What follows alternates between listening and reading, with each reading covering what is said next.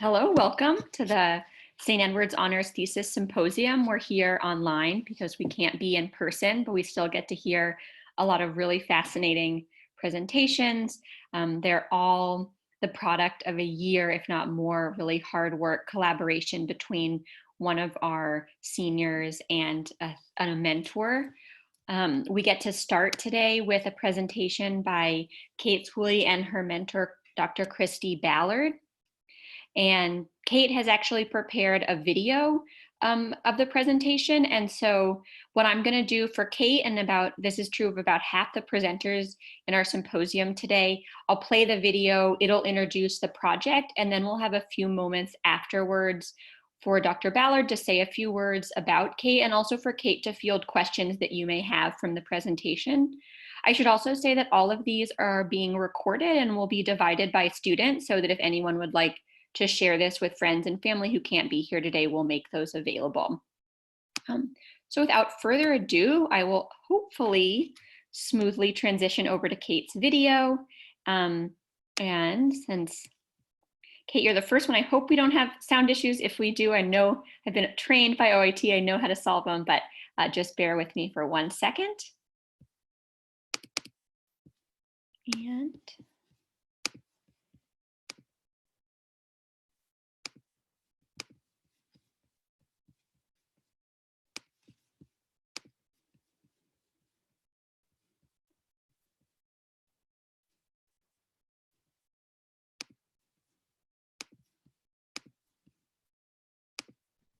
Hello, thank you for joining me today. My name is Kate Schooley, and I'm a kinesiology major and psychology minor, and the title of my thesis is The Commodification of Health and Analysis of Wellness Culture.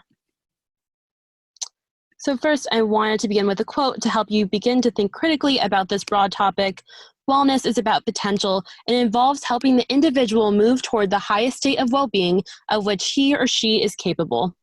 This comes from James Miller discussing the work of Dr. Halbert Lewis Dunn, who popularized the concept of wellness in the 1960s, but is still relevant today. Contemporary wellness culture capitalizes on this potential, the idea that certain practices and products can help us unlock this hidden state of wellness, whether it be physical health or outward appearance. At its core, wellness culture profits off an idealistic and optimistic idea of individual potential, which is a common theme you will see throughout the way wellness is marketed today. This is an infographic from the Global Wellness Institute based on data from 2018 detailing the most profitable sectors of the global wellness industry. As you can see, this was a $4.5 trillion industry in 2018, representing 5.3% of the global economic output, and only continues to grow today. I quickly found in my research that trying to discuss all of the aspects of wellness culture would be an overwhelming task, as it touches almost every part of our lives. So, this umbrella represents the different sections I divided my paper into so that I could cover each subtopic thoroughly rather than just give a general overview of wellness culture. I found these themes in the research as common motivators as to why consumers may participate and buy into wellness culture. They are the history and context of wellness culture, wellness as a marketing tool, the social impact or biomorality, and physical appearance, especially beauty. I also want to add that I do not want to disparage interest in health and wellness, but rather this thesis arose out of the desire to critically analyze this culture and industry and to dispel misinformation through education. A brief history of wellness culture. How did we get to where we are today? The term first appeared in a Scottish diary entry from 1654 as the antonym for illness. So traditionally, wellness was just the absence of illness, which remained its main definition until the mid-1800s, when popular religious and social movements of the time laid down the foundation for modern wellness culture and introduced wellness pioneers and entrepreneurs who, if you're interested, had many outlandish ideas surrounding health and wellness that you can explore further, but I do not have enough time to cover here. In this movement, wellness became viewed as a personal responsibility, that health or ill health were the consequences of a person's own actions and not outside factors. This is where the modern idea of biomorality stems from. Finally, the wellness pioneers of the 1800s emphasized diet and fitness as crucial to wellness, which we still see today. In the 20th century, prominent wellness figures advocated for lifestyle change, emphasized the social and psychological dimensions of wellness, and developed the critical idea that participating in wellness is about the potential of the individual to reach their own ideal level of wellness, which is the concept I mentioned at the beginning that the wellness industry continues to profit from. The 1970s brought wellness to the forefront of public consciousness, where it remains today. Finally, modern inventions like the internet contributed to the rise of contemporary wellness culture. While health and wellness was once monopolized by physicians acting as gatekeepers, they quickly became democratized. For better or for worse, people took their own health and wellness into their hands, which forms the basis for the wellness industry today. Finally, today we see the concept of wellness has been transformed into a profitable marketing tool to sell wellness products and contribute to this over $4 trillion a year industry. The definition of wellness has morphed and changed over the years, but according to Bill Walsh, the term is now generally understood to reach beyond physical health to encompass a more holistic mind-body approach that also considers good mental and emotional health. However, today the concept of wellness has become a convenient and powerful branding tool in which an entire industry and culture have risen around. If you are unfamiliar, the different dimensions of wellness have stemmed from a desire to break down wellness into different categories, as it is a really expansive concept and means different things to different people. So usually, wellness is broken down between 6 to 8 dimensions, as you can see here. The two charts share 6 dimensions, while the chart on the left from the University of Wisconsin at Madison adds financial and occupational dimensions of wellness. So, the concept of wellness morphs in conjunction with societal changes, with the current definition reflecting our contemporary culture and society. Wellness as a marketing tool, factors contributing to the modern wellness industry.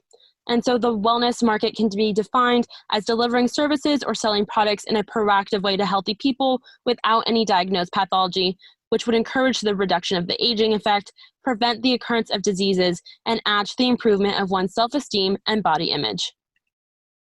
While looking through the research, one of the common explanations for the growth of the wellness industry is that it developed as a response to modern health problems like an increase in sedentary lifestyles, the obesity epidemic, and an overall aging population. So, consumers buy into wellness culture to try to reverse these health trends. Similarly, rising healthcare costs may leave consumers pursuing products that promise good health, and potential financial savings. Wellness products and services are selling the optimistic ideal of wellness, that by buying these products, consumers are purchasing the promise of an improved lifestyle. And another potential factor is the influence of wellness influencers.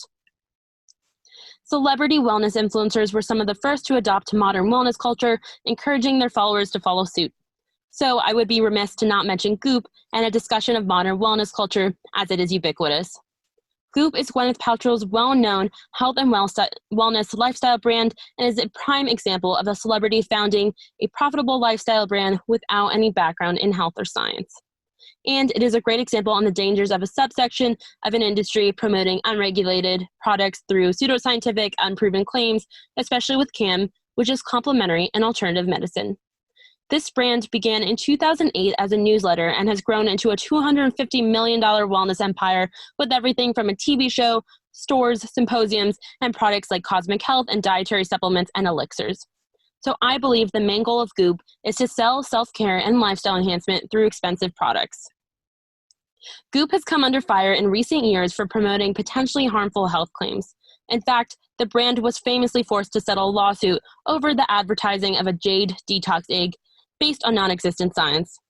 Similarly, in 2017, Truth in Advertising found over 50 cases in which Goop advertised unsupported health claims surrounding certain wellness products and practices. Finally, Goop has been criticized for promoting unrealistic beauty standards for women. So Goop leads us to a larger problem in the wellness industry, which is CAM, or complementary and alternative medicine. CAM products are increasing in popularity amongst patients, particularly cancer patients. This is due to the promise of a holistic and natural experience in contrast with traditional Western medicine. It is another way for patients to take control of their health care without the supervision of a physician. CAM products are wide-ranging and include things like dietary supplements, weight loss supplements, herbal remedies, and acupuncture. The problem is that the manufacturers of these products do not have to prove their efficacy and do not have to report to a governing body, so many of them are unregulated. This means that the products themselves do not have to include the ingredients listed on their labels, and there have been many instances where the products were found to contain harmful ingredients like lead. Finally, CAM is the second leading cause of drug-induced liver injury, or is responsible for 1 out of every 5 cases of drug-induced liver injury. These are the potential consequences of unregulated products with dubious health claims promoted by wellness brands. Biomorality, the social impact of wellness culture. This is a quote from Slovenian philosopher Alenka Zupančič describing what she calls the fundamental axiom of biomorality, that a person who feels good and is happy is a good person. A person who feels bad is a bad person. In wellness culture, society tends to divide into 2 socioeconomic groups. One group actively participates and invests in wellness culture, while the other does not and is then resigned to judgment for not taking care of themselves and taking an active or performative interest in their health. So health and wellness become moral commands, essentially. Biomorality is an ideology with significant social cost for not participating. Those whose appearance others deem as not healthy are judged accordingly. It is a common phenomenon that is easy to spot once you are looking. An example of biomorality in action is smoking. Once commonplace and socially acceptable, smokers are now looked down upon as they are participating in activity known to be bad for their health. Jonathan Metzl and Anna Kirkland, in their book Against Health, How Health Became the New Morality, explain that every time we see someone smoking a cigarette and reflexively say, smoking is bad for your health, what we really mean is, you are a bad person because you smoke. So this is how biomorality is a pervasive part of our everyday lives. So people may buy into wellness culture for fear of judgment by a society obsessed with health and wellness. Finally, biomorality preys on a cycle of guilt, self-righteousness, and individualism. People may feel guilt and shame if they do things they know are bad for them, like eat junk food or not exercise enough. The health and wellness of the individual becomes their personal responsibility without taking into consideration socioeconomic and other outside factors. So that leads us to a brief discussion on the connection between beauty and wellness culture. According to the Global Wellness Institute, the personal care, beauty, and anti-aging category is the most profitable sector of the global wellness market, making a $1,083 billion profit in 2018. These products are incredibly popular, but it is important that we critically analyze what exactly they are trying to sell us. Often, beauty brands have managed to repackage their beauty products by selling more under pseudoscientific health claims. So we see traditional notions of beauty repackaged under the guise of health and self-care. In popular media, like magazines, images of health and wellness as the ideal state are pervasive. Jonathan Metzl and Anna Kirkland explain that media, like magazines, share the common assumption that health is intimately connected to and ultimately defined by a person's appearance. This is a harmful way of thinking, as now beauty and diet culture are associated with health. This is connected with biomorality, as a consumer may feel compelled to buy these products or participate in activities in an attempt to embody the outward ideals of health. By preying on existing anxieties and self-consciousness, it is easy for the average person to get trapped into a cycle of consumerism, buying these products in an attempt to achieve an often unattainable ideal. While this is a fascinating topic and can lead to many more discussions about the beauty industry and feminism, this was just a brief overview of a complex topic. That leads me to my conclusion. It is virtually impossible to escape wellness culture as it exists all around us. There are a variety of interconnected factors at play in the rise of wellness culture. It brings both positive benefits with people increasing their knowledge of health and wellness, and negative consequences in the form of the promotion of pseudoscience and misinformation.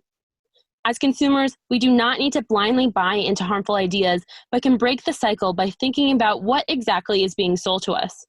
I think it is empowering to research different topics so that we can make informed decisions. It is important we combat harmful misinformation through education and rational knowledge. Finally, this is not to discourage people from taking an active interest in their health and wellness, but to do what is best for them. I think instead of being motivated by guilt or shame, we try to find joy in fulfilling activities that leave us feeling happy, healthy, and well. That concludes my thesis presentation. I wanted to thank Dr. Ekman for helping me throughout my thesis prep class, the St. Edward's librarians for aiding me in gathering research, and finally, to my mentor, Dr. Ballard, for calmly and kindly guiding me not only through this process, but for the past 4 years. Thank you for listening. I can now answer any questions you might have.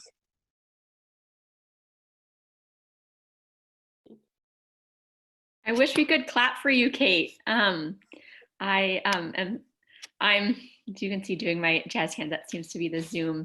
Wait, thank you so much. Oh, Sally is much more tech savvy and knows how to do an Oh. emoji, and there you go. Great, and Emily, you're all better. What an amazing way to start up the presentation. Thank you so much, Kate. I'm going to turn things over to Dr. Ballard to say a few words about working with you, and then we'll turn over to the audience for Q&A. And so for everyone listening, if you have a question for Kate, if you could type it in to the chat box, and I'll read it aloud so that she can take that question. Thank you. All right, Kate, I am so proud of you. That was so good. Thank you.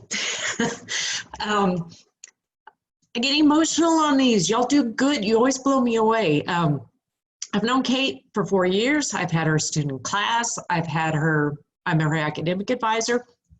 And it's just such a joy to watch her grow and to watch her take on this project. And basically, I just stepped out of her way. I mean, she did a great job. I'd sometimes have to rein her in a little bit because she would go off, but everywhere she was going was great. And I think moving forward, she's just going to do an outstanding job. And for most of us, we probably should just get out of her way and let her go. But great job, Kate. Very proud of you. Thank you. Thank you so much. And again, yeah, really fascinating presentation. If there are questions, if anyone could just type them in, I'll give a minute. And while you think, because we don't have any yet, I think I'll ask you the first question, if that's all right. Kate, one of the things I was thinking about watching your presentation, I know you mentioned that there are many positive aspects to wellness culture too, or aspects of this culture that have both positive and negative valences to them.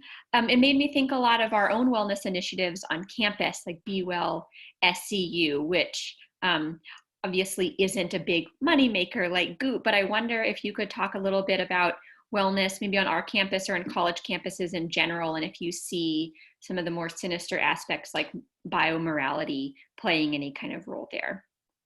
I think in my research, there was a lot on, it was really in the 1970s when like college campus movements started to happen with wellness. I think it's interesting because I work on campus in recreation and wellness, so I'm a huge part of that like wellness initiative and everything. And I think it was really interesting to see the transition in the past couple of years that I've been working there from campus recreation to including wellness now in the actual title. And I actually don't think I see any negative parts on campus. I think we do a really great job of like encouraging people to be healthy and well. And they really emphasize like the 6 dimensions of wellness that I mentioned too. So I think it's really great. And I don't see any problems on campus. But I think it's just interesting. Throughout my research, I uncovered like the other, like the more negative aspects, especially in like the selling of products and other kinds of biomorality and that kind of thing. But I think college campuses do a good job of kind of avoiding that and focusing more on the positive aspects. Good question.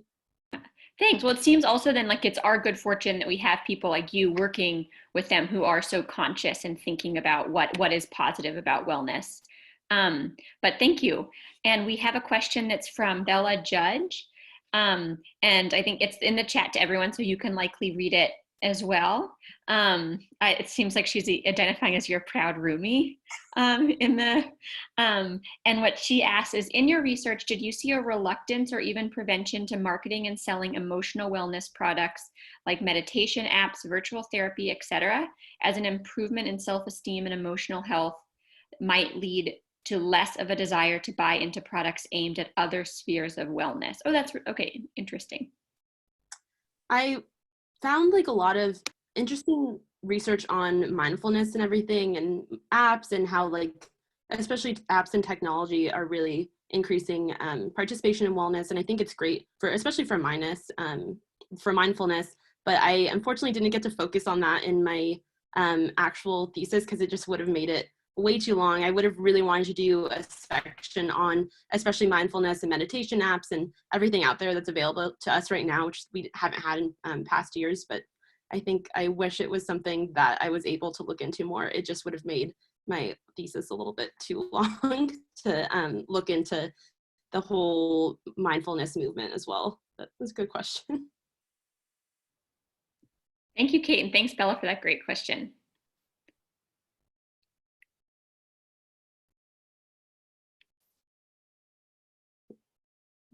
Any other questions for Kate? Well, the timing is perfect. We're right at 1:20.